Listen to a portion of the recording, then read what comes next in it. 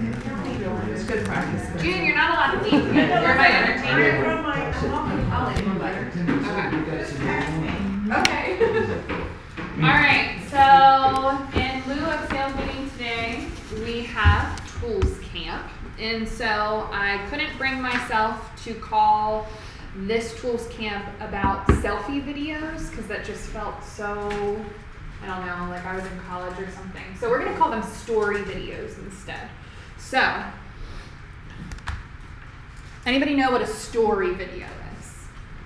And if you don't volunteer, I'm going to volunteer you. Think Facebook or Instagram if you use that. I'm going to take a stab at it. Okay, It's a story. Yeah, it tells a story. Does it involve a video? It involves a video. Look, What? you guys are so smart. And audio, so smart. And audio, video, audio. There's a story involved. Yes. See, look at all a this. single person in it? Yeah, single person. Yes. And it's So- what you're doing. Yep, exactly. Oh, you have to do it Well, on what's there. great about this is there are just so many context clues. So, who here has recorded a story video for one reason or another? Whether or not it's for a listing, whether or not it's for a nonprofit. Okay. Okay? What was the purpose for recording the video? Karen, what was the purpose of your video? Never mind. I'll get you when you're not chewing. Nonprofit Melissa? stuff. Nonprofit stuff? Okay. John, what about you? When I was with Remax, Okay. Movement Mortgage, did a like Yep. 3-minute video Okay. where we talked about ourselves Yep. and our whole goal. You know what it was a self promotion. Yes. It was. And so that video is going to be a little bit more polished than the videos that we're talking about today because you've got videographers who were there to help you with that process. Hey, Beverly. And so what was the purpose of the video that you recorded, Karen? I did mine for like a tour of a house. Yep, tour of the house. So there are lots of different reasons. I know Sherry is pretty active with recording videos as well. And so she's recorded them at open houses. And then we all know that Cody's a social media superstar, and so he's recorded videos as well. And so there's all sorts of different purposes why you would record one of these story videos. So who here will never record a story video? Right here. Right here? Okay. All right, I want to know. with her too. You're there too? Yeah. All right. Beverly. You're not in them, so it's okay. Well, there's a way that you cannot be in them. Beverly, why not? I'll stutter, I'll do Okay. something crazy. I don't know. Okay. It just freaks me out. All right, so intimidated by the process. June, I probably wouldn't do it right now. Probably do it too fast and it'll make people dizzy. okay, so you probably do it too fast to make people dizzy. Are we worried at all about like the FCC violations and your language? Is that an issue at all? You know what? My husband even said I had to improve my language or he was leaving me. I'm like, oh, this is great. So I got my out now. My out is there. So some people in Harrisonburg talked about they didn't like public speaking, and this felt a lot like public speaking, even though their audience was a digital audience that was removed from their direct view. It still made them feel uncomfortable. And so we're going to talk about these videos today in the context of a pre-recorded video, not necessarily a live video. So one of the questions that I was asked yesterday was, should I ever do a live video? And so my professional opinion is that there's really no need to do a live video. You can collect your thoughts, you can use as many takes as you need in a pre-recorded video that you then upload. So I don't think that there is a strong purpose behind going Facebook Live at an open house or at a showing or any of those places, just because you can eliminate so many variables, whether or not it's noise from upstairs or all of a sudden a kid runs into the frame. I joked around with people, like if I tried to do a Facebook Live video at home, it would be a total crapshoot because the second I'm FaceTiming anyone, Logan's like, who is that? Who is that? And he's like right over my shoulder trying to be like, what's going on? And he's waving at the camera and being a total ham. So different variables that you are able to remove when you pre-record that video instead of go live with that video. And so one of the things you need to think about when you're recording a video of yourself is the location. So if you are on location, let's use a home for example. You are on location at a property that you have listed, and let's say that one of the drawbacks of the property is that it's really close to the street. You don't want to necessarily film that segment with the street right behind you, or say that it's on a real small lot. You don't want to frame the shot so what's behind you is the neighbor's window that you can practically see through. So you want to be strategic. If you were going to record these videos, what location you choose to have. A few things to keep in mind, just so I didn't forget them, I wanted to write them down, is you want to shoot outside facing the sun if you're outside, because then it lights you well instead of creating dark shadows. So you always want to face the sun. And if you ever talk to Ryan and Ashley, whenever they have you take pictures outside, you're usually facing the sun because of how the lighting works. If you shoot inside, you want to use a room that has lots of natural sunlight or lots of lighting. And the other thing to keep in mind is you want to make sure that the background isn't cluttered. So if you've got a cluttered background, it's going to remove from what you're actually saying. So say you're in the kitchen of a property and it just so happens that your clients didn't take down all of the artwork that their kids drew and all of the magnets off of their refrigerator. You're not going to necessarily record in front of that fridge because it's cluttered. People are going to be paying attention to the pictures on the fridge and the magnets on the fridge instead of what you have to say. So you want to make sure that your backgrounds are simple, so that way the focus and the attention is on what you are saying. And if you notice, granted it's not apples to apples, but if you notice our climbing corners, we always try to make sure that the backgrounds in them are simple. And so these philosophies carry over to all sorts of different videos, whether it's a super polished professional video or it's one of these videos that you record yourself. Quiet on the set. So another thing that you need to make sure you keep in mind is choosing a quiet, choosing a quiet room. So you want to shut down, say you're recording a video at your own personal home about what's going on with the market. The music that you may have on that you love so much needs to get turned off. The television in the background needs to get turned off. You need to make sure that the only audio that they are hearing are the words that you are saying. So just like you don't want visual clutter, you don't want audio clutter either. So that way people are trying to figure out, what the heck am I paying attention to? For example, you're at a new construction, you want to wait until they're not using power tools in the video in order to record that video. So you want to eliminate background noise. And pets, children could cause interruptions, so you want to make sure that Avoid Amazon delivery time. Yes, because exactly. they're The off. UPS guy can't stop by, mailman can't stop by, all of those sorts of things. If you have kids, you want to record it maybe when they're not in the house. And so one of the things that I ended up having on here is speaking directly into the microphone. And this doesn't necessarily mean you need to have a lapel mic or one of those external audio devices. That was a question that came up yesterday. I think for these type of videos, we want them to be professional, but they're lower stakes. So to complicate things by having an external audio device is just gonna make things more of a hassle. So your modern technology is so that when you record into your phone, it's gonna sound pretty darn good.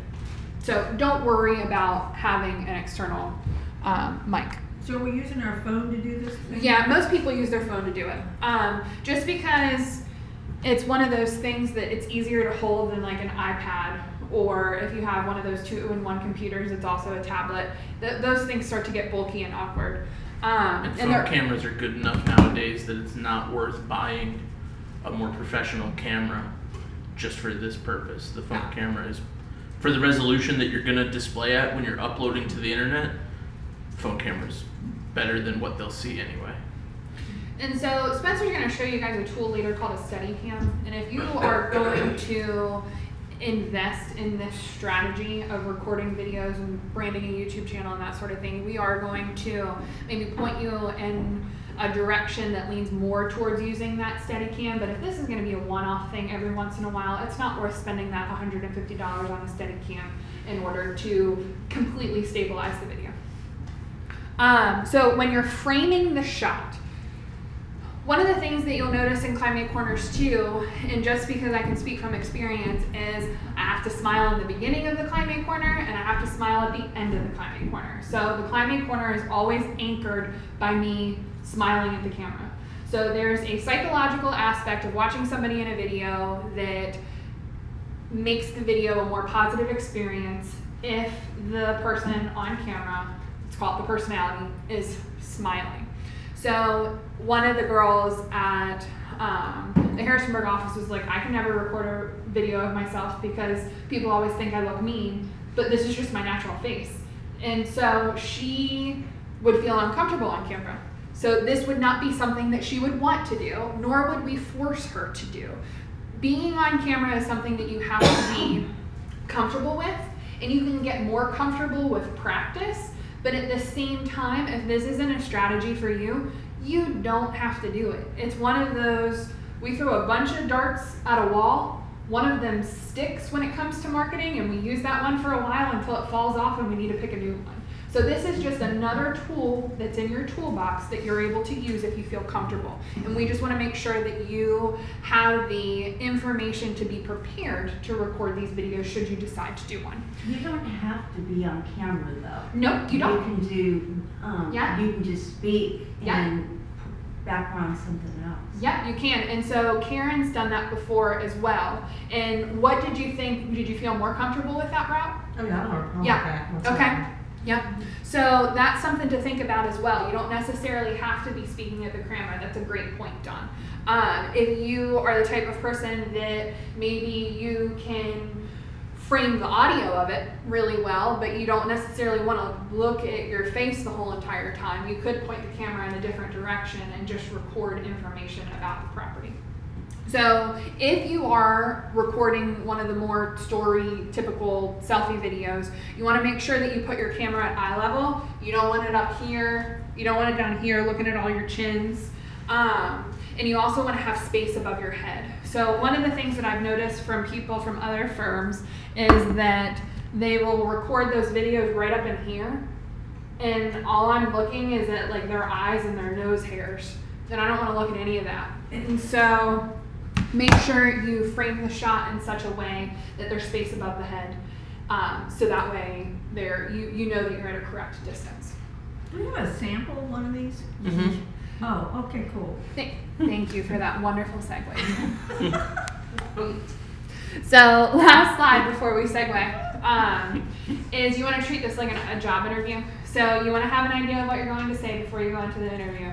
Or before you go into the video. You want to wear nice clothes. So we joked around, anybody knows Greg Paff? Greg Paff doesn't really have a lot of super professional clothing. This is the type of guy who keeps a button-down shirt at the office because typically he's wearing some sort of Second Amendment deplorable t-shirt that may or may not have holes and bleach stains on it.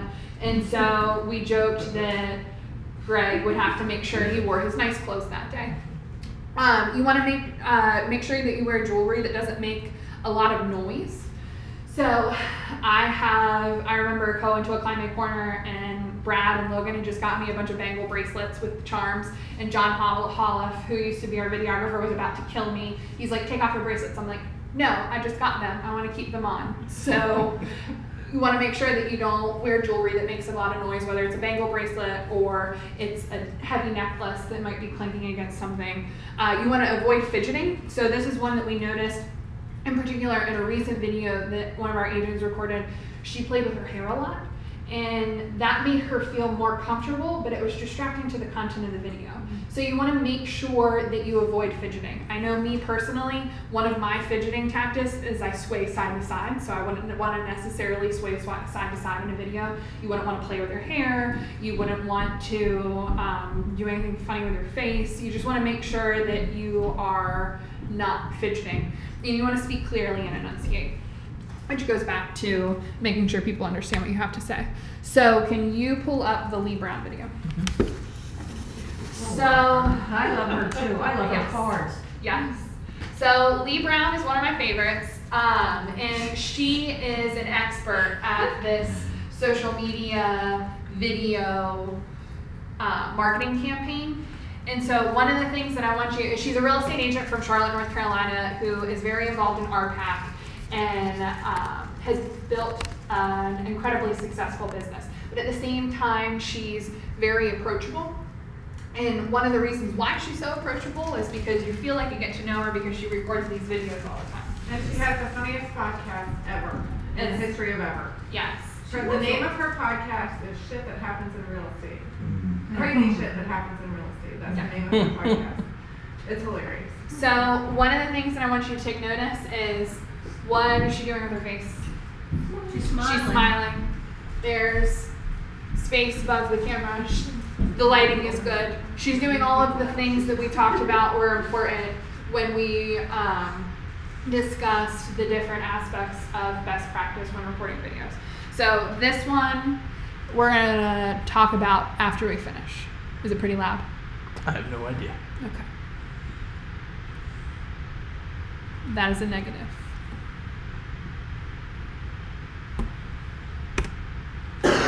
Hey, friends, Lee Brown with Remax here. Tip for you when you're selling your house. Now, as your realtor, you don't always take us into the bathroom because, that's where people like a moment of privacy and quiet.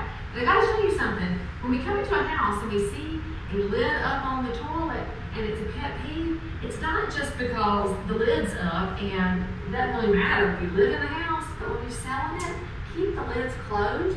Because even though we are in North Carolina here, feng shui still matters, and your good chi leaves the house through water. And that's why you have to close the toilet lid so that your good chi will stay in the house. Now, if you need more information about get your house on the market, I'm Lee Brown with Remax, and I can help you with that. And if you want to buy a house that has good chi, well, Lee Brown with Remax can help you with that too. And in the meantime, if you don't have the foggiest idea what I'm talking about, that's another reason to call a realtor, because even when we talk Southern, we get good chi. So what is she doing? She's smiling again. A very emphatic smile, but she's definitely smiling. Her video was short. So one of the things that you want to keep in mind is try and keep your videos to 2 minutes or less. 1 minute to a minute and 30 seconds is going to be ideal. That's why the climbing corner is at 90 seconds. But what do you think Lee Brown did right in this video? Everything. Okay. All right. What aspects of everything, Derek? You're not here, man. What stuck out to you? Oh, she had a little sense of humor. It makes people want to watch Okay. it. Yeah. Sense of humor is huge. She looks professional. She knew what she was talking about. She didn't stumble over her words. The camera stayed steady the whole entire time. So she did all of Even the when right she things. went down to close the toilet, Yes. lid, she kept the angle consistent. Yes. So she did all the right things when she was doing this. So Spencer is now going to talk briefly about uploading videos. So there's two different aspects to the skill of doing these videos. One is creating them, and the other is the boring technical side of actually putting them on the internet and showing them to people. So we're going to primarily today talk about YouTube. Let me pull up our YouTube channel here and then talk about this.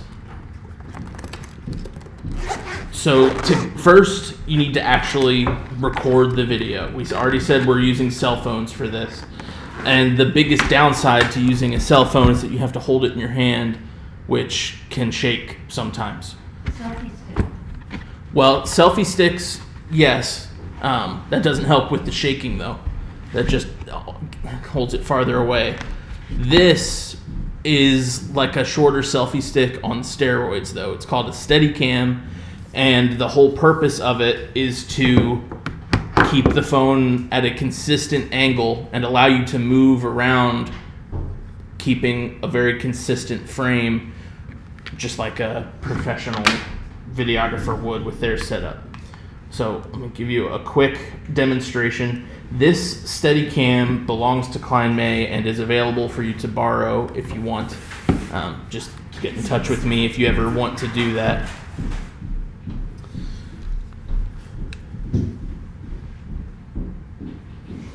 And so when it's on, it holds the phone perfectly steady, and you can change the angle with the controls here. about $150 for this one. There are some cheaper ones and there are more expensive ones. There are even some that extend further away like a selfie stick would. But yeah, it's not prohibitively expensive. Yeah. Do a quick house. Can you change your phone to be upright? Can you turn it portrait? Yes, I'd have to go into the mode settings and change it. But, Okay. Is but- there a preference, like for Facebook, which way it should go? I don't think so. What's that? Just I've curious. never really It's called a thought steady about that. cam. Just don't switch it Yeah. mid. Right. Yeah, one of the things that was a little problematic in a video I recently watched is the video went sideways. So that's one of the things that you don't want to do. Like, even though you're trying to show people the full length of the house, you're having to go like this when you're watching the video. That's not cool. So what I'm going to do now is record just a short little video Of you, right? of all of All you. of you. Well, So I look don't happy. All right. And then I'm going to put it on my computer. Let me grab this. There are a lot of different ways to do my sideways face ID here. There are a lot of different ways to put a video file from your phone to the computer. The easiest is probably just to email it to yourself, but if you record a video that is 60 to 90 seconds, that file's probably going to be too big.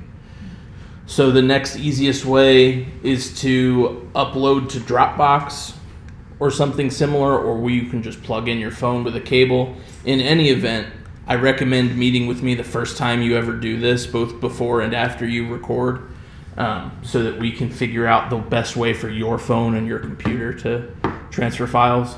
Because not everyone has an iPhone, not everyone has Windows. There are different combinations of phones and computers that make it different every time. But anyway, once you have the file on your computer, like mine is right here in our downloads folder, I will save it and call it, once it loads in, call it Tools Camp. Everybody looks so happy. And Becky's not paying attention. Like, as soon as he was like, I'm I'm home. recording call. Yeah. I was like, oh. So, the Amy's one. Karen almost got caught. Yeah. Alicia, you're the only one who's really smiling. And Amy. So once you have that file on your computer, we're now trying to post it somewhere. You can upload directly both to YouTube and to Facebook, which are probably the two places you would want to upload. On Facebook, you have a choice though. You can upload directly, or you can just paste in a YouTube link. If this is something that you'll want to do on a consistent basis, and you want to try to develop a following, we agreed yesterday that a YouTube channel is the way to go. Make a YouTube channel. You just have to have a Gmail account to do that. And that's another thing I can help you with when we do this for the first time. But you make a YouTube channel, brand it as yourself, maybe even the same name as your Facebook business page, and upload the videos there. So that's what I'm going to show you now. I'm logged into YouTube. This is just the home page for my channel. It's the one with the funky name that we use for the meetings, but yours would have your name here. This button goes to upload a video. And then I'm demonstrating this not because I expect you to remember it. I'll show you when you do it for the first time, but I want to show you how easy it is. All I'm going to do is take our video, drag it right here, change the name to whatever I want. You can give it a description and add tags. If this is going to be on your channel that you want to build up, tags would be things like you just add keywords that people would search for.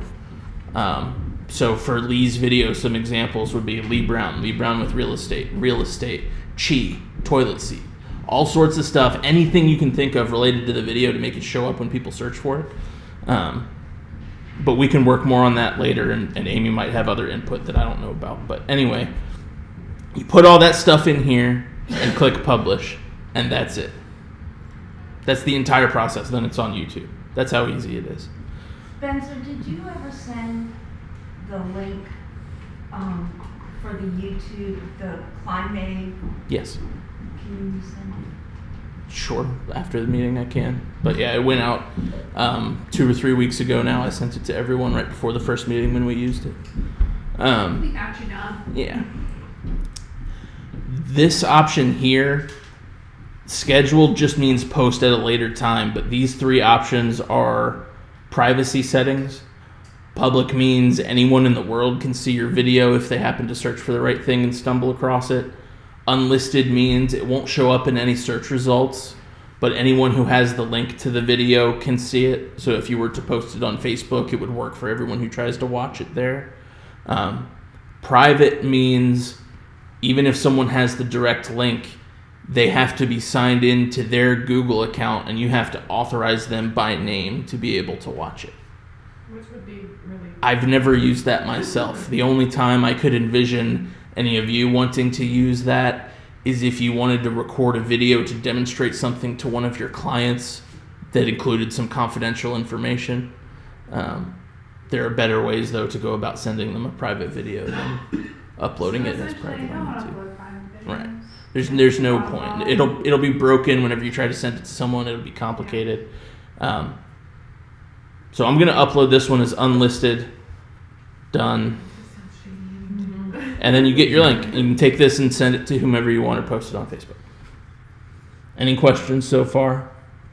So is it best to go to YouTube first? And Yeah. then Yeah. If you're instead of building up a straight to presence, Facebook? yeah. If this is something that you don't care about building up a following, you think you'll do it so inconsistently that you don't want people to try to follow you for fear they might get disappointed in how infrequently you post, then maybe just do it directly on Facebook as a one-off. I can show you that too quickly. It's very easy. So I've copied our YouTube link here. Now I'm going to go to Facebook. You can either just click in here and paste the link, or it's a little laggy because we're mirroring to the screen. Give me a second here.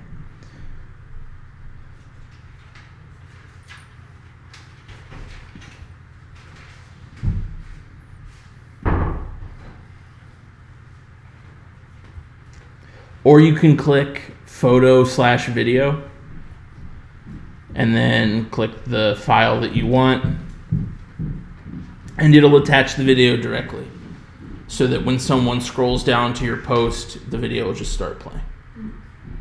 So if you just paste the link, they would have to click on it and go to YouTube. Yeah. Okay. They will see if they're on a computer or certain types of phones with screens that are big enough, it'll load a preview thumbnail of the YouTube video. Okay. So the better way Yeah. is to actually pull in the video. Well, it depends. If you want to build your YouTube following, then posting the YouTube link to Facebook forces people to watch it there. You don't get that autoplay feature that Facebook has. Gotcha. So it's a trade-off. You can talk to Amy about what's best for you. Me personally, I hate autoplay. Like, it's just something that annoys the crap out of me on a personal level. Just because I make sure I have it turned off. Because I don't want to hear everybody's videos as I'm scrolling through. So if I'm interested in something, then I'm going to click on it. So that's where a good caption or an interesting thumbnail is going to garner more. You wouldn't ever post a link by itself. You'd want to write a short little post Yeah. explaining what it is. But that's the method we use with Climate Corners and Featured Homes and all that kind of stuff. But it works for us. Yeah. Okay. So to recap, recording the video is done on your phone. We do recommend using a Steadicam, whether you want to invest in one yourself or borrow ours, which could involve some waiting time sometimes. Why don't we have two of them? One for your office and one for this office? It's a good idea. It's a good office. or a good idea. Yeah, that's what I meant. It is a good office. It's a good idea. Yeah, I think we probably would need the second one. Yeah. Not that I'm ever going to June's use going to it. be the Steadicam police, though. June's gonna use it, but she's just gonna record other people. No, she's going to record UVA basketball games. What she's going to do. Just be close-ups on Super Zoom on Tony Bennett. Yeah. So you record it on your phone. 3 steps. 1, record it. 2, transfer it to your computer. 3, upload. You can upload directly from your phone with the YouTube app or the Facebook app, but I don't recommend it because it's a lot easier to accidentally make a mistake, like a typo or miss a step, upload it as the wrong status, stuff like that.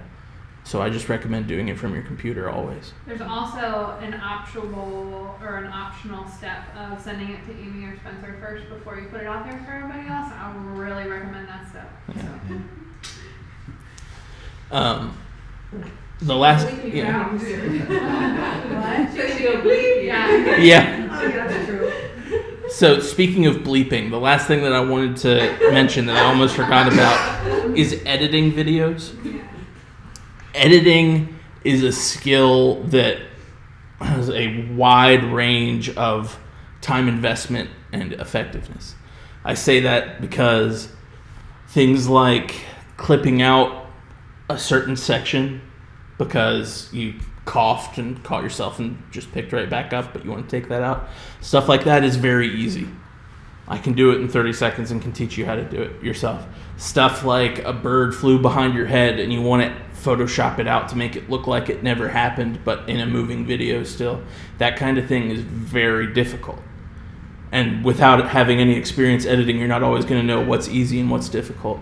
So if you ever record videos like this, in the process of coming to Amy or I for review, feel free to ask, can we edit this? Can we change this? And the answer will usually be yes. But don't be afraid to, like if you're getting apprehensive about hitting the record button and being smiling and ready to go right away, you can hit the record button, sit there, collect yourself, okay, and then start, and then take off that first 12 seconds. And then when you're done, just sit there and smile at the camera for a few seconds and then wait and then stop. You don't ever want to feel like you're ending too abruptly, so just let it play out longer than it should and clip off the end. That's the kind of thing I'll teach you one-on-one. But I have a question for you. Is this technically considered advertising? Because I'm curious as to what we would have to include on there as far as branding, like the company name and address and phone number and all that stuff. So the rule with advertising is it has to be one click away. So if you're posting this on Facebook, then your one click away is going to be in your about page on your Facebook page. So that's going to include electronic advertising these days, and they change it like every other month. Every 15 minutes is about right. What you're going to need is your name, the office, location of where you work, and Climate Realty. So you need to say Don Thompson, Climate Realty, Waynesboro, Virginia. it's the kind of thing that would be great just to stick in your YouTube description. Yes. So, automatic segue to what he's saying, if you're going to be putting this on YouTube, then it needs to be one click away. So if the YouTube links go into Facebook, it's one click away because it's on your Facebook page. If people are directly on YouTube, it's one click away because it's in your About section on YouTube. So you don't need to disclose anything in the video. I mean, you'd want to, based off a content perspective, kind of like Lee Brown said, I'm Lee Brown with Remax Associates in Concord, North Carolina, or whatever she ended up saying. So you can say, I'm Don Thompson with Climate Realty, because I think it adds credibility to what you're saying. It shows that you are a realtor and you do know what you're talking about. And so ethos is always important when you're doing, you go back, way back to like high school theories of rhetoric. You've got the ethos, logos, pathos, and ethos is the credibility aspect. And so you do want to tap into that when you're recording the video. But good question. Hey, sorry, I could have raised my hand. Yeah, sure. Yeah. Can you show just the basics of how you create your own YouTube channel? Like, what is How do you go in and start a channel? So if you have a Gmail account already, then you have a YouTube channel. You go to YouTube, you click this button in the top right, and if you're not already signed in, Yeah. which you probably are because Google is very good at invading every aspect of your online life, Yeah. then you just click sign in with your Gmail account. I'm signed in as Kwame, so I need to switch. Right, you should switch that. Yeah. If you don't already have a Gmail account, then when you sign in here, there will instead be a button to create an account. I can help you with that if you would like. And the key is just remember what your password is. Yeah. Derek. Derek, thank you for raising your hand. You're welcome. I really appreciate it. So, I guess with the Gmail account, you're using you're like I have derek.flory@gmail.com. Mhm. So I use that, but you can still label it Derek Flory's --Rover, like your Yep. Facebook. Absolutely. Okay. When you create a Gmail account, it asks you, I say Gmail, really it's a Google account. It's used for everything that Google has, but Gmail is what people know it for because it's at gmail.com. But it'll ask you what you want your display name to be, Yeah. and that's what'll show up as the title of the channel. I just want to make sure I keep it the right brand. Yeah, I know. Yeah. You know, I'm not bringing it up. Not doing it. We're safe. So can you pick Statute your of favorite limitations color on back? yellow is over. It'll It's never be never over.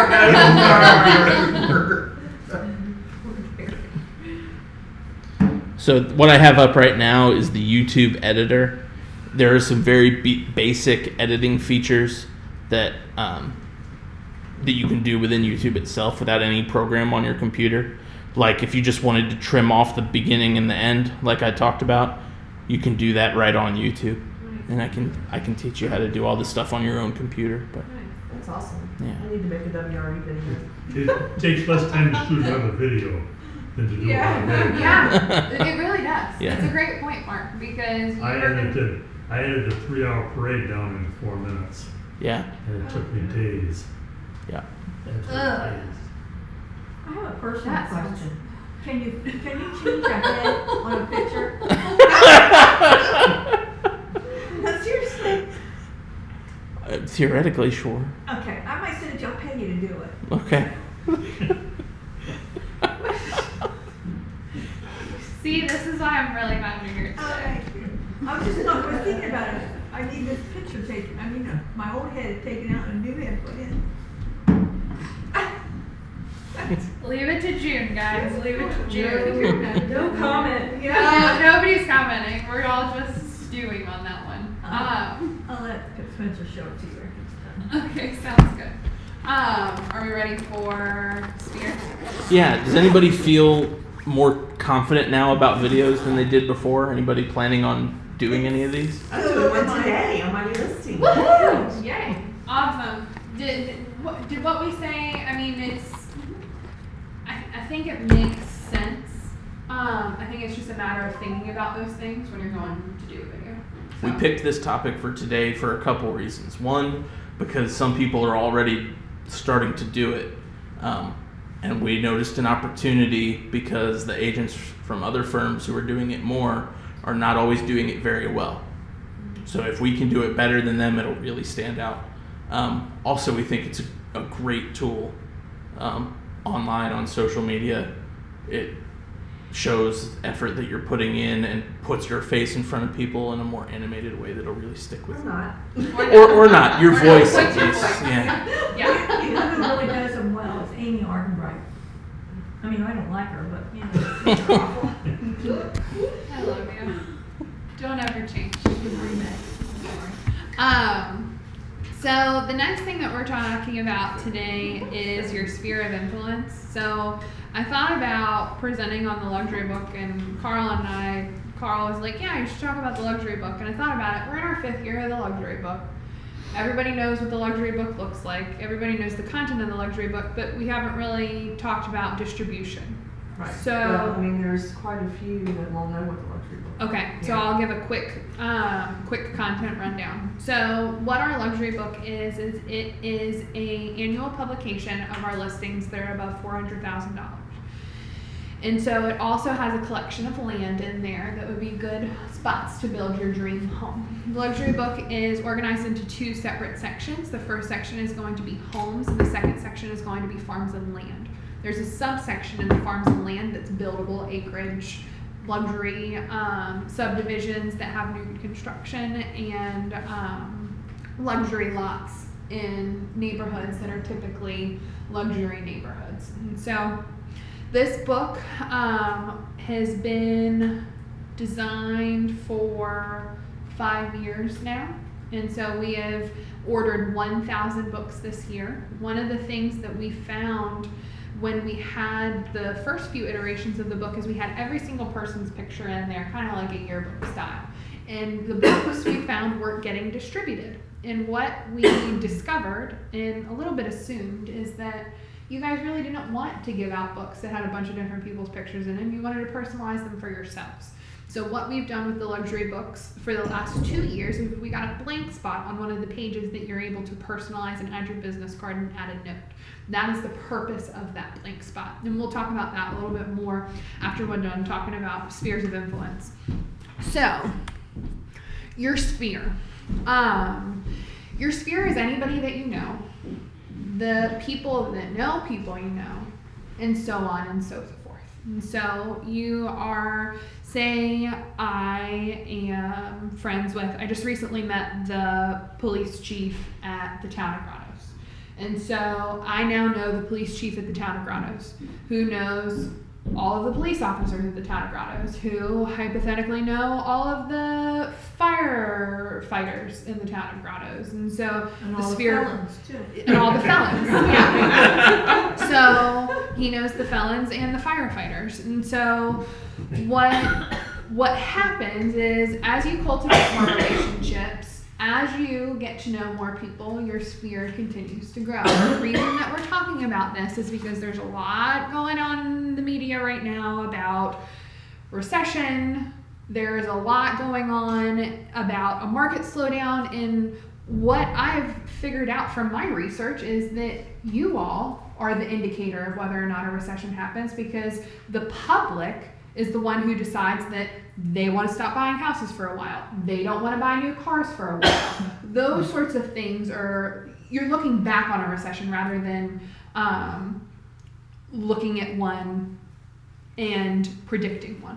So what we do want to keep in mind, though, is if people are fearful about what's going on with the economy, whether or not it's true, is you want to make sure that you are staying in front of people from a marketing perspective. That is important no matter what.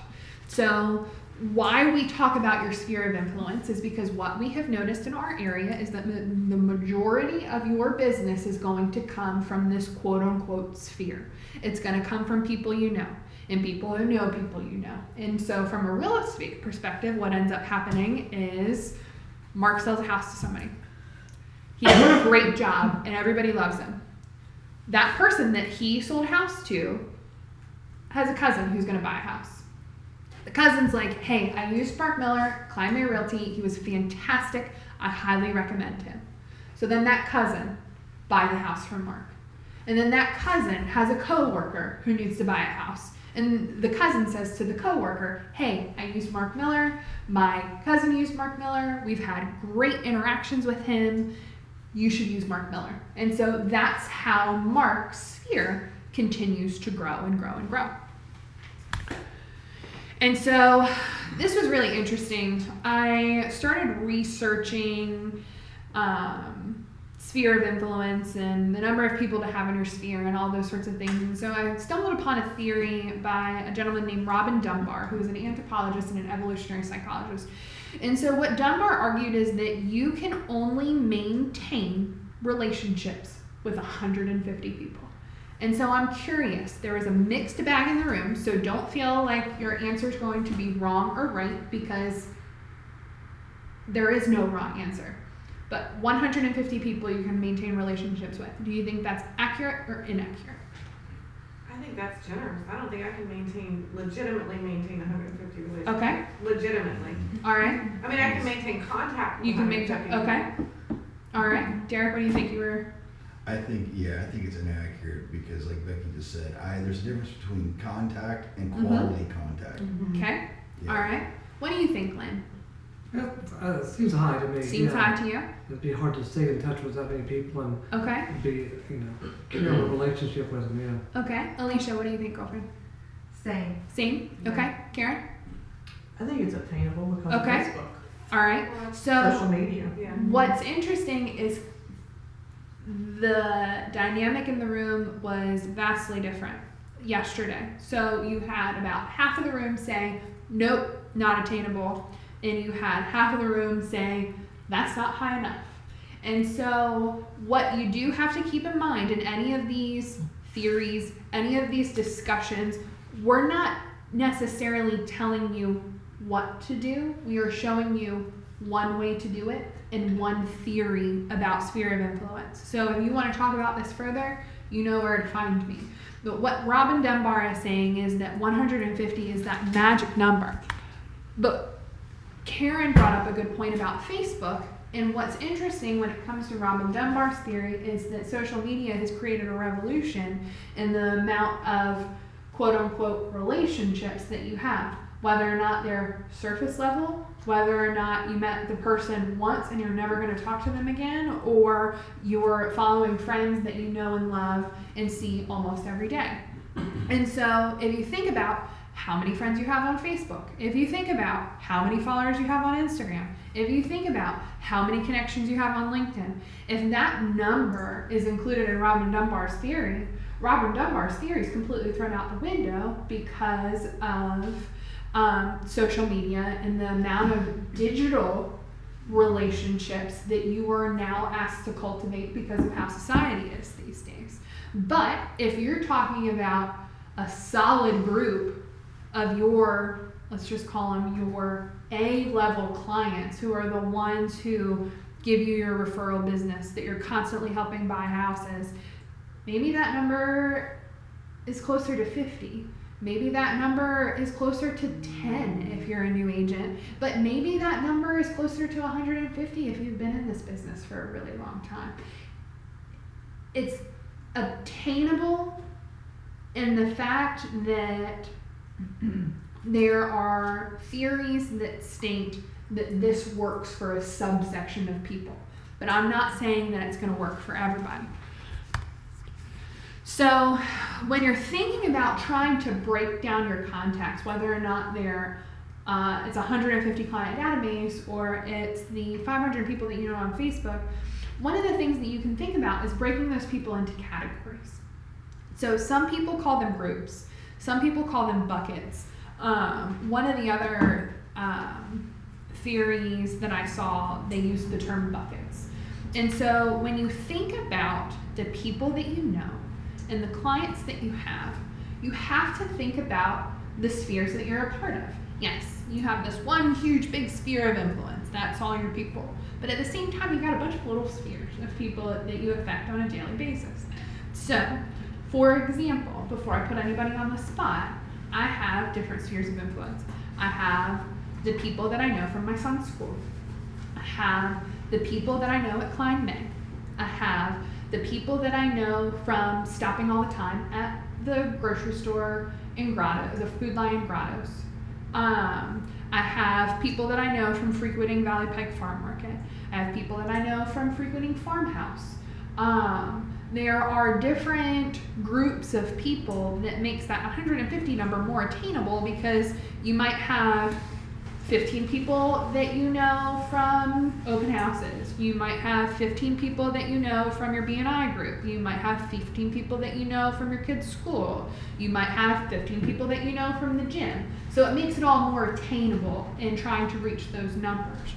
And so what we're going to do is a little exercise.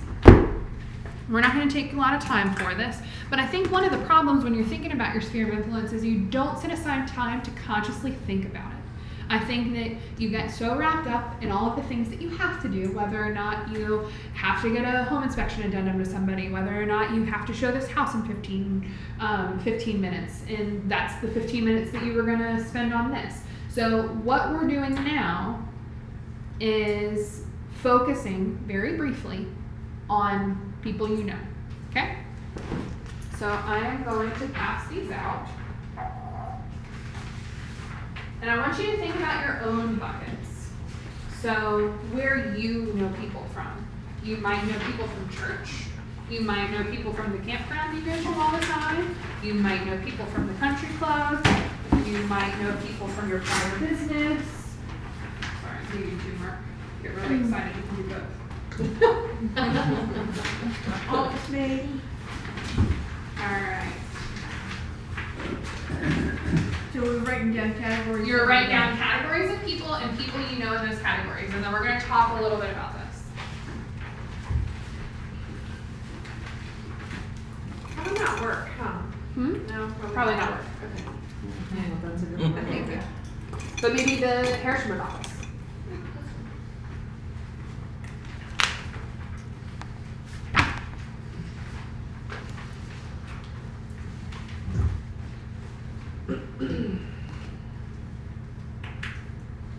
You know people through work who aren't realtors, builders and appraisers and Well, that's 100. Yeah.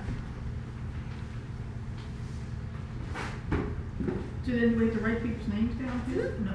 Yeah, I mean you can. I'm making you work, June. I don't just let you come and sit here. It's just it doesn't work that way. We'll think about this for another couple minutes and then we'll discuss briefly.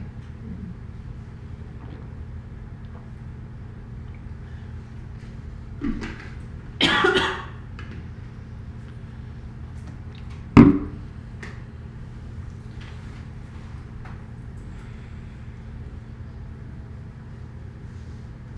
just heard train. Is that you? Turn down. I feel like I'm at home.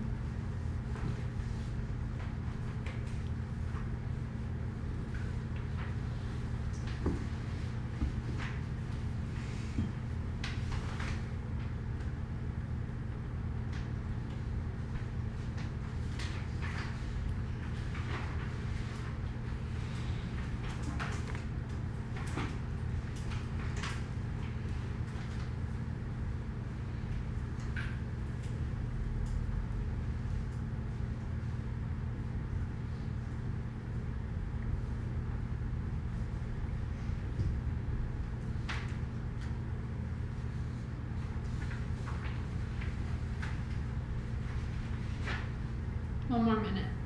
You don't have to necessarily be done with this. This is something that you'll be able to figure out.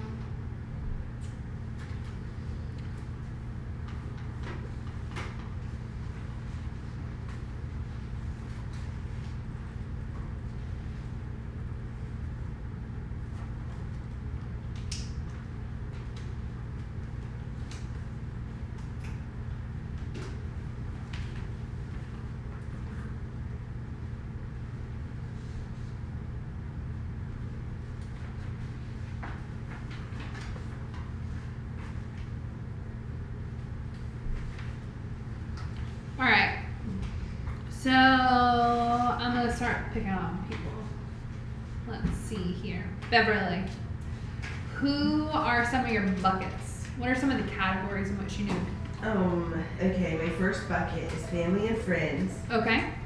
And the second one is where I shop. Okay. Third one's where I eat. Yep.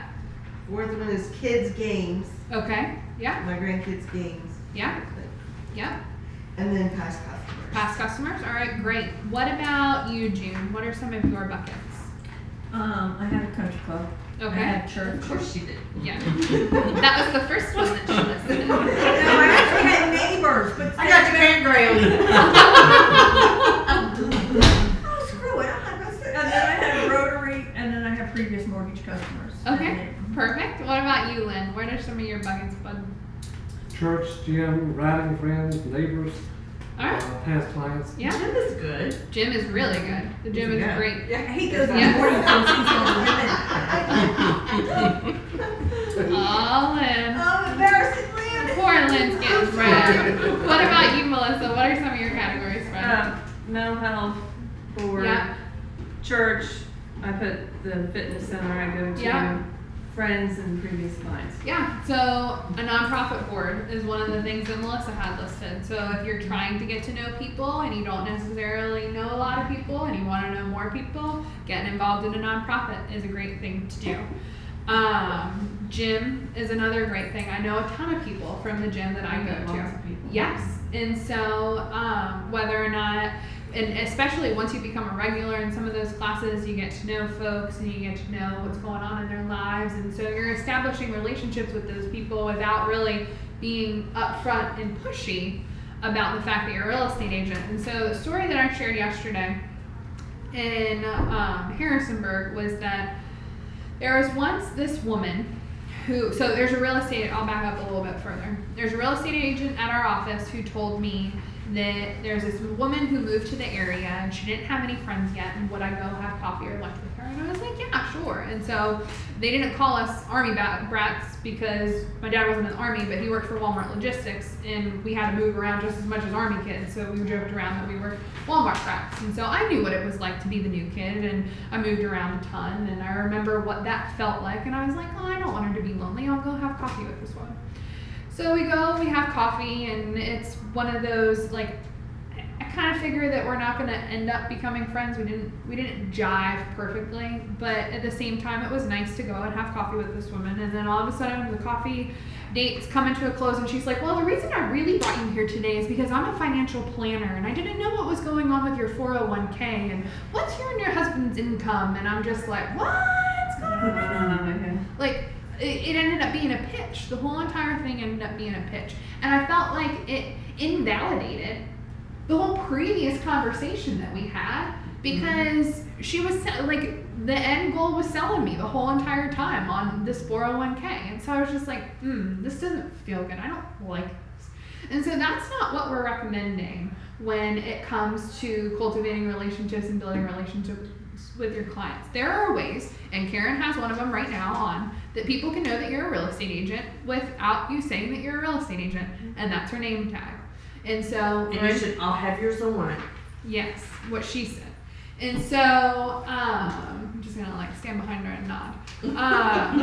So Lorinda Peters and Cheryl Powers are two agents in our Harrisonburg office, and they were talking about how frequently they get asked about the real estate market in Mertens, because people see, like, people are bored in line, and people aren't necessarily on their phones when they're waiting in a line, and they see, oh, hey, this person has a name tag on. Oh, Climate Realty, you guys have that television show, don't you? I watch that every Sunday after church, or before church.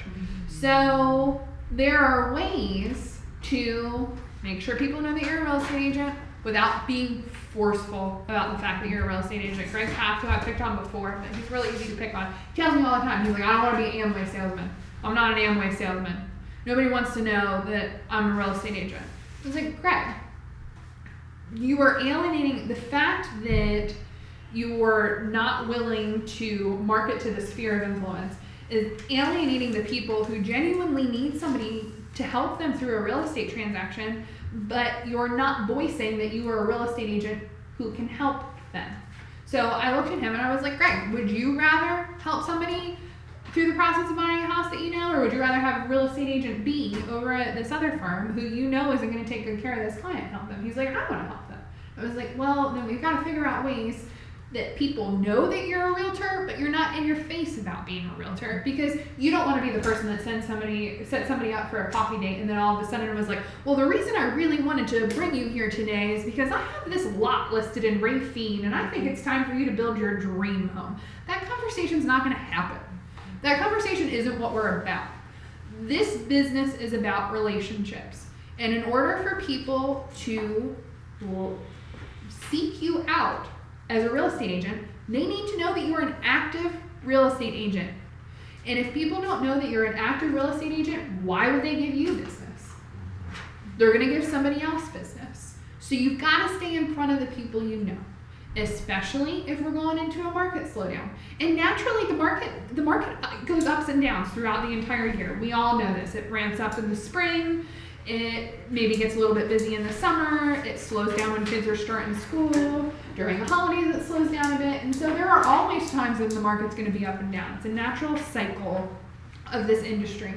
And what you need to do when that market slows down is you just need to make sure you're maintaining relationships with people that are already in your sphere, and they know that when it comes time to buy or sell a house, you can help them. And you don't have to be like that financial planner lady. You can just wear a name tag. Heck, if you're going to Lowe's, wear a Climb May Realty shirt. Wear your Climb May Realty hat. Wear some of the merchandise that we have. If you've gone out and got really nice polo shirts with your logo on them, wear those around. If you're not wearing Climb May or your own logo attire, wear your name tag. And it's those subtle hints that you're a real estate agent that are going to be so much more effective than taking somebody out for coffee and then all of a sudden be like, so guys, let's talk about the real estate market. I think you need to sell your house. It's not cool. It's not cool, and it's unprofessional in my opinion.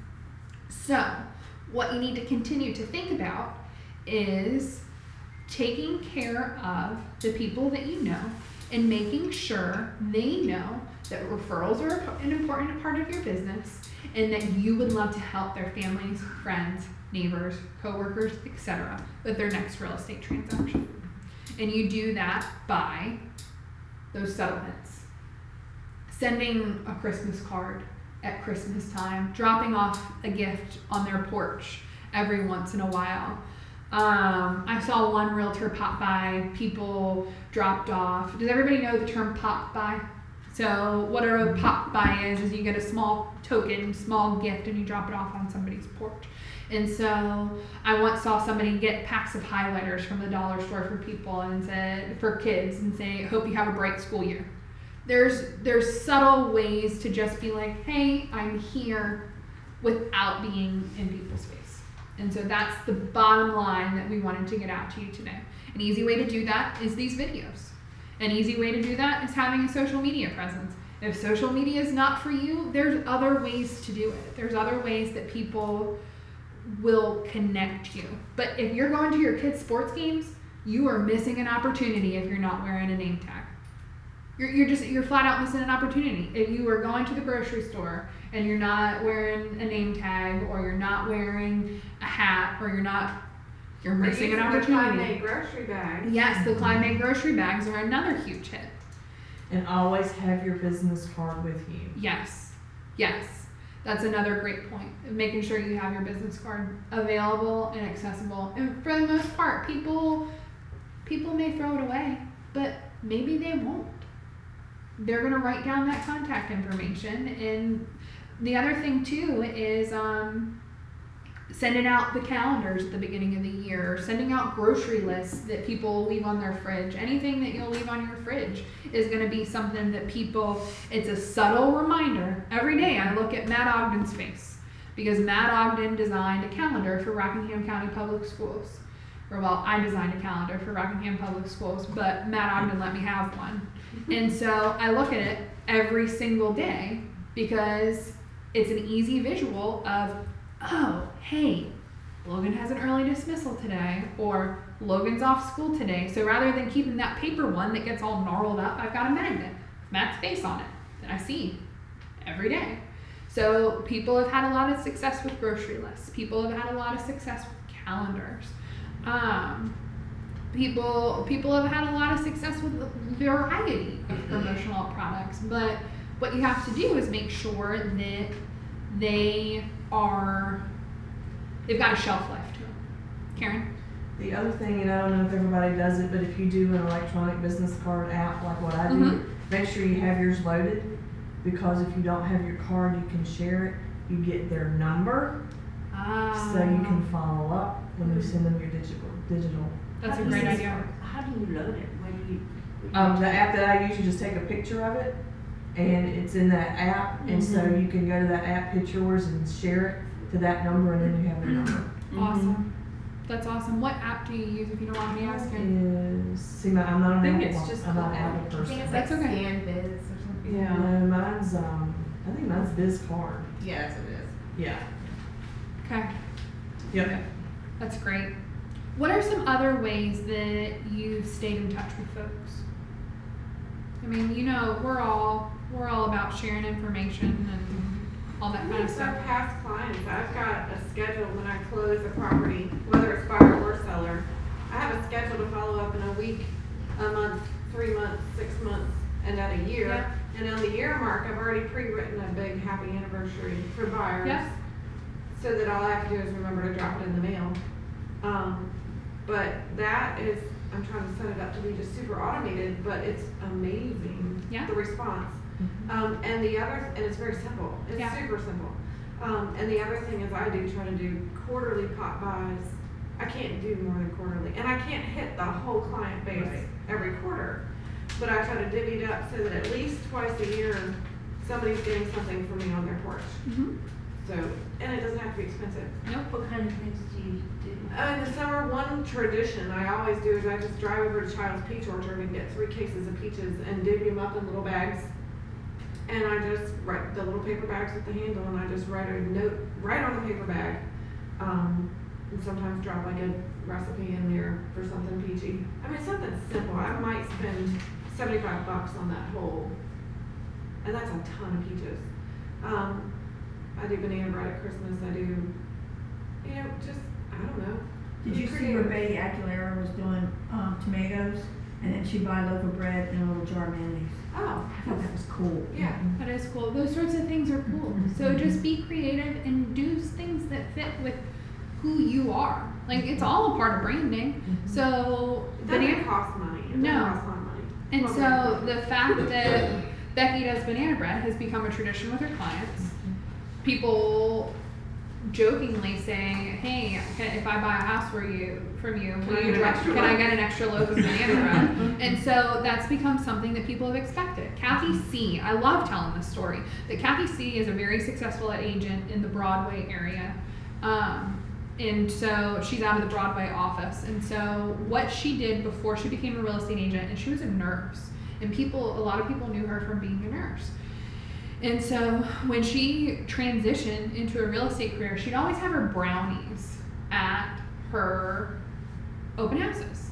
And people would come to her open houses so they could get a brownie and a glass of milk. And I'm probably embellishing this story a little bit, but I mean, like, people would come and get a brownie and hang out with Kathy for a little bit and see the house. And they may not be in the market for a house right now, but it was an opportunity to build a relationship and have a conversation with people. And so the same people would come by Sunday after Sunday, have a brownie from Kathy, and talk to them. And then at some point, they're gonna have to buy a house. Or maybe they're a middle-aged couple and they've got a kid who's getting married that needs to buy a house. Those relationships will pay off. And my thing is it's not that you're creating relationships to build your real estate business. You're creating relationships so that way people have somebody they can trust in one of the biggest financial decisions that they're making in their whole entire life. And so other pop by ideas, people have done pumpkin pies at Thanksgiving. We've got real estate agents who always do cinnamon rolls. We've got a couple of real estate agents who always have a branded closing gift. And so they went out and worked with a potter to make logoed coffee mugs. And they go out and get some fair trade coffee and deliver the 2 mugs and coffee as a closing gift. So there are different things that you can do that fit who you are, that your clients will benefit from. And I have one of those coffee mugs. Every time I sip my coffee, I think about Derek Trissel, Jeremy Litwiller, Michael Harnish, and Anna Berge, because I love those coffee mugs, and it's one of my favorite coffee mugs. And their face isn't all over it. It's just a beautiful mug with a simplified version of their logo, and I love drinking coffee out of it. And so the things like the coffee mug, the things like the magnets, those are going to be important aspects of staying in front of your sphere, whether or not we are heading into a market slowdown or not. But at the same time, the market slows down in Christmas, so why not send a Christmas card or a New Year's card or whatever kind of card you want to send? So, all important things to think about. I do new home ornaments for my buyers every year, so Yeah. it's dated with the year. And so every year they're putting Yeah. a tree up, they've got that ornament every month. That's a great idea. It's those kind of ideas, but that ornament's going to have shelf life forever. Especially a first time home buyer. Exactly. Where do you get it? Amazon, I usually spend $3 or $4 a piece for them. Oh, that's Put good. a little bag of candy and a calendar. And it drop says little a new bag. home on That's a cute idea.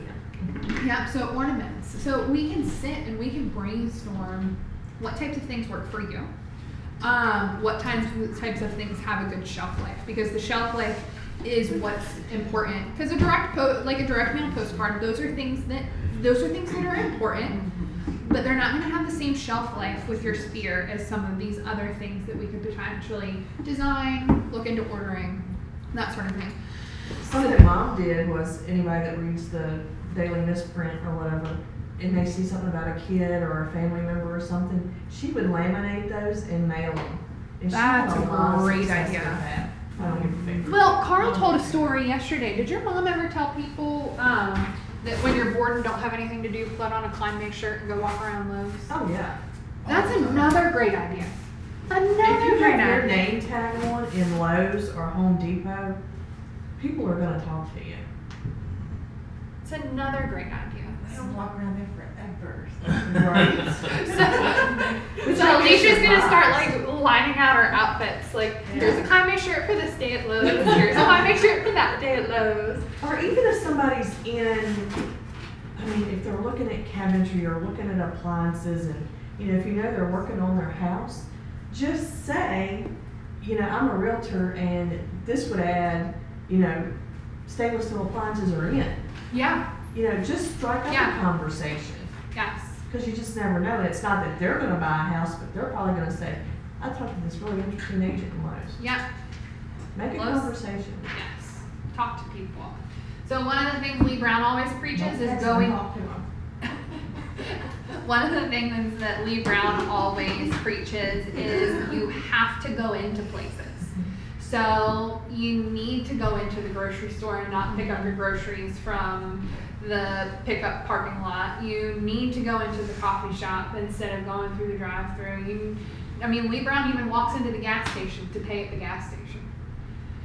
So, me either. But what's really interesting is Lisa Wanger was talking about she always fills up the Costco. It's the only place that she fills up when she's in town. And she's got the Your Realtor license plate and her realtor tags. And she said very often people have come up and spoke to her and asked her about the market because they saw the realtor tags.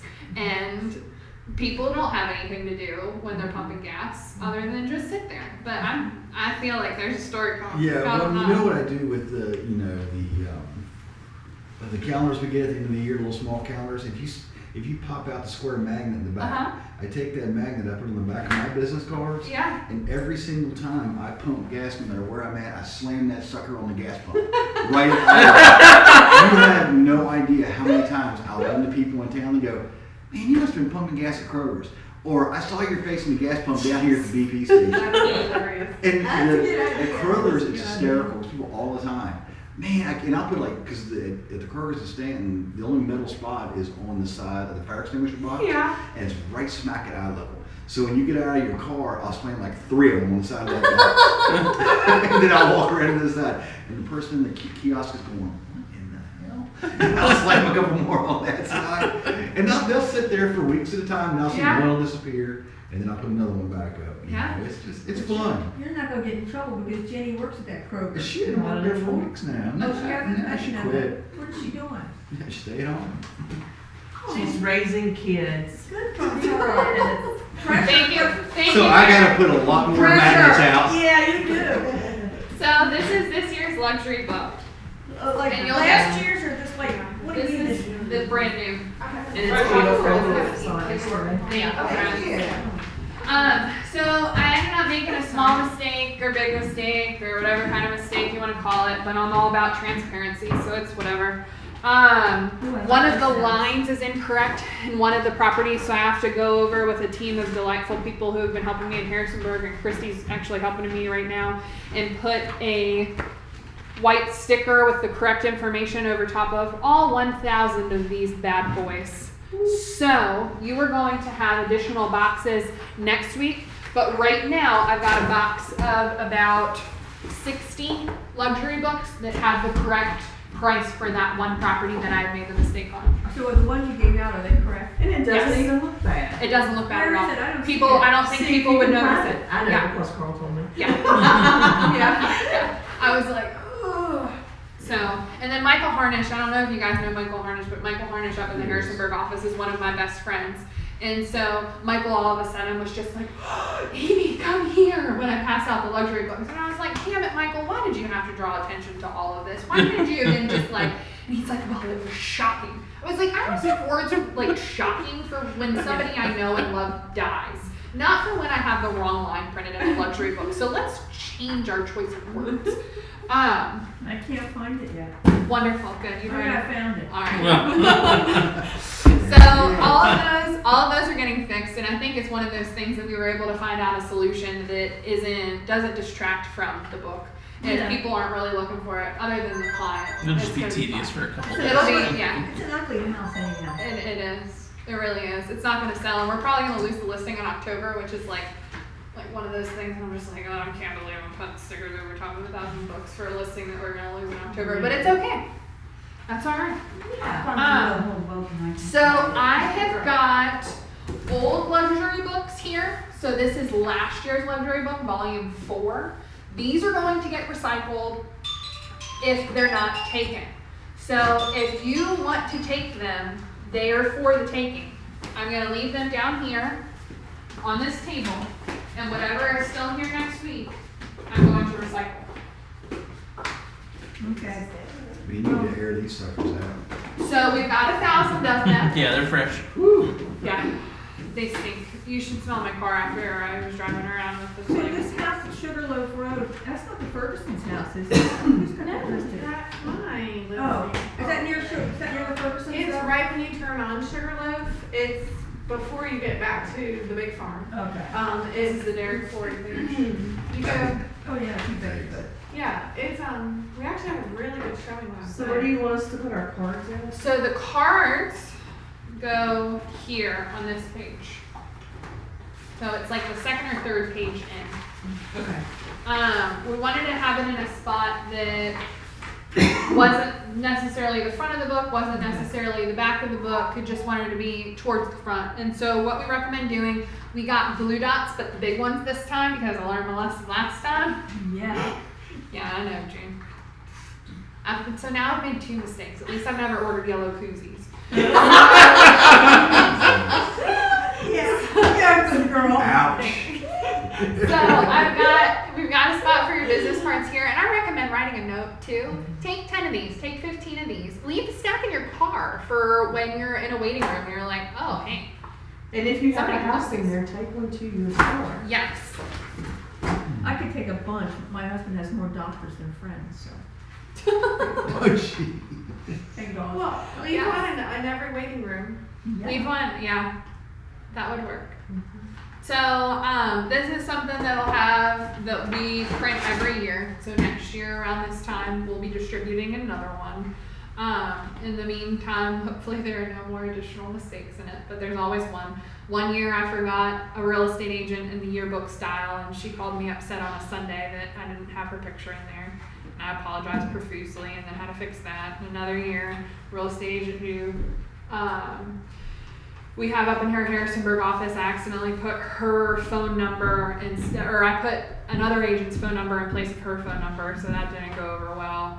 There was one year that they bound them improperly, and so none of the pictures meshed with the layout. And so there's always something every year that happens. And so luckily this year we've got a solution. There might be a phone number transposed or something like that, but I think we're good to go. Karen, I've heard from here's your multiple card. people I'm that gonna this put year's mine is the in best card one in yet. there. Awesome, thank I'll you. take some of yours. Thank you. Have you got a contract on No, but Sherry's selling them today, and she sells everything, so I'm just like, great. All of us are looking at you like, the house? You might be praying for it to sell, some of us are praying and You know what, I'm tired of making my damn bed. I swear to God, I need to make my bed every day. Have you ever seen the motivational speech on why it's important to make your bed every day? No, They I don't say think- it's Oh, a it's sign so of good. adulting when you No, make your it's bed. true. They say don't make your bed, that way if you have bed bugs, they die. That's gross. We don't have bed bugs. I love it. I just have no idea what's gonna come out of your mouth. It's incredibly entertaining. I'm sorry. So do you guys want to look at any listings or I know we've talked a lot, but do you have anything, Karen? Do you have anything that you need to talk about with GAR or events? The mystery dinner is tomorrow night, and people turn their tickets in late, and there's like 20 something tickets left. If anybody hasn't gotten tickets and would like to go, I did give away the ones that I had paid for that people were named on going. So, but yeah. Who's in it this year? Sherry is a suspect. Sherry Anderson? Sherry Oh, God, that's a Anderson. hoot. Okay. Aaron Armentrout. Hmm. Katie Curry is the victim. I just drew a blank. It's gonna be really funny. Did Kathy It's who Johnson, killed the deal. did Kathy Johnson write it in? Yeah. Yeah. And this very well may be the last year that we do this event. Oh, It really? may be time for a division. Yeah. So I'm not sure where these luxury books will land. I'll talk to Christy about where she wants to put these fixed ones. Probably in that old closet thing. Who's That way. going to VR next week? To where? I signed up, but I'm not gonna go. Yeah. I canceled my hotel reservation, I'm sorry, 'cause I had a really cheap ones too, I could give them to somebody. But I paid the $99 last year, but as it's Wednesday,